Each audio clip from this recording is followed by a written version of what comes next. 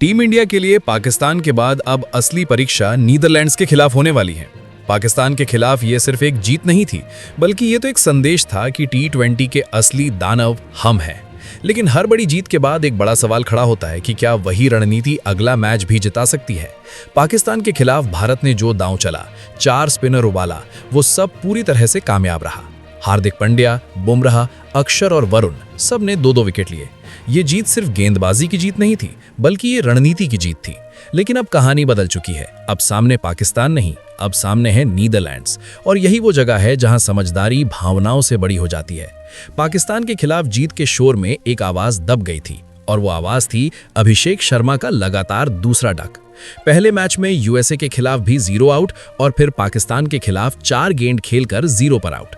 विश्व कप में लगातार 2 बार बिना खाता खोले आउट होना ये सिर्फ आंकड़ा नहीं, बल्कि ये सिलेक्शन कमेटी के लिए चेतावनी है। ऊपर से अभिषेक शर्मा अभी बीमार है, पेट का संक्रमण, कमजोर शरीर और T20 वर्ल्ड जैसा बड़ा मंच। बड़े टूर्नामेंट में भरोसा आंकड़ों से आता है, और आंकड़े इस समय अभिषेक के पक्ष में नहीं है। दूसरी तरफ एक और कहानी ईशान किशन की है, जिसने पाकिस्तान के खिलाफ 40 गेंद में 77 रन बनाए, स्ट्राइक रेट लगभग 200 का।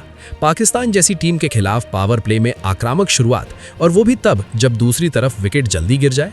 दोस्तों, ये सिर्फ पारी नहीं थी, बल्कि ये एक दावा था कि ओपनिंग स्लॉट में एक जगह मेरे नाम की पक्की कर लो। अब सवाल यह है कि अगर ईशान फॉर्म में है, अगर मिडिल ऑर्डर संभल चुका है, और अगर स्पिन जाल काम कर गया, तो क्या वही संयोजन नीदरलैंड्स के खिलाफ भी उतरेगा या फिर बदलाव होगा? क्योंकि हर पिच एक जैसी नहीं होती, और हर विरोधी पाकिस्तान नहीं होता। नीदरलैंड्स की टीम तेज गेंदबाजों के खिलाफ उम्मीद से कमजोर है। उनकी तकनीक स्विंग के सामने डगमगाती है, और नई गेंद अगर सही जगह पड़ी तो शुरुआती 3 ओवर मैच की दिशा तय कर सकते हैं। और यहीं से शुरू होती है असली रणनीति, क्योंकि नीदरलैंड्स के टॉप ओवर के 4 बल्लेबाजों का औसत नई गेंद के खिलाफ 18 से कम का है।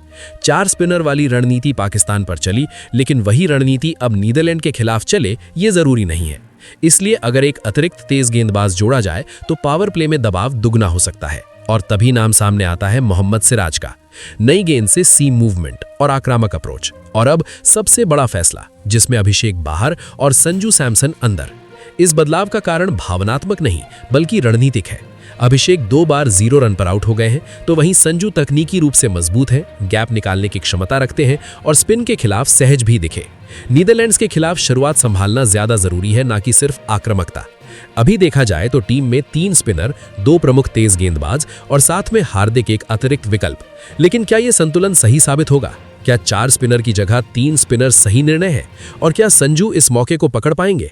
क्योंकि विश्व कप में हर मैच नया अध्याय है, और कभी-कभी पिछली जीत अगली हार की शुरुआत भी बन सकती है, अगर रणनीति समय पर न बदली जाए तो।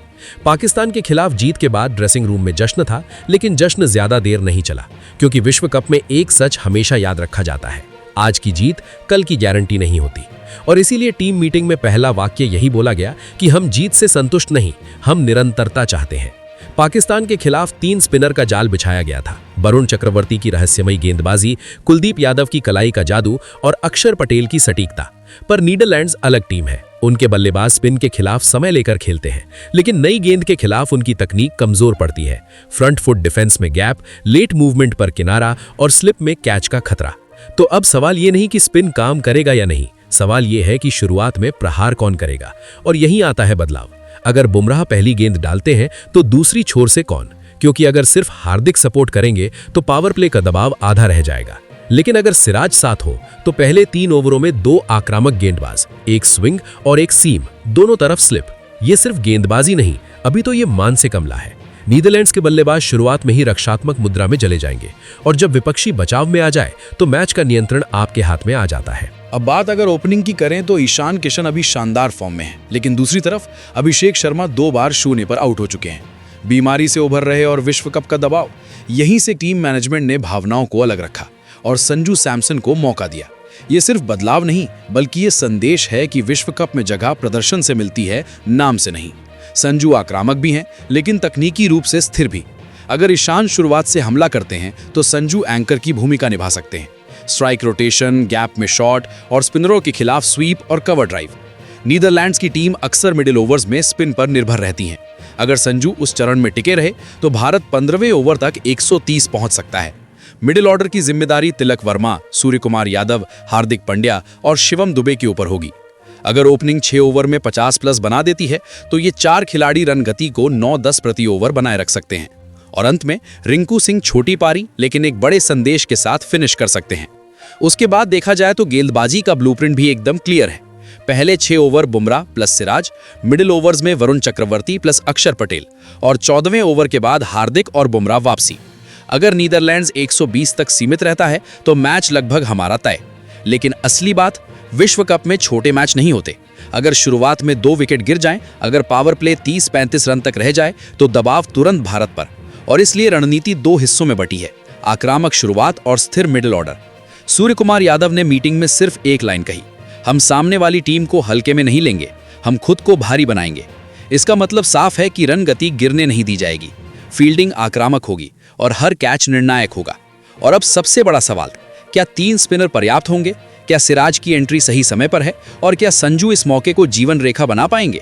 क्योंकि विश्व कप में एक अच्छा निर्णय आपको सेमीफाइनल के करीब ले जाता है और एक गलत निर्णय पूरे अभियान को डगमगा सकता है।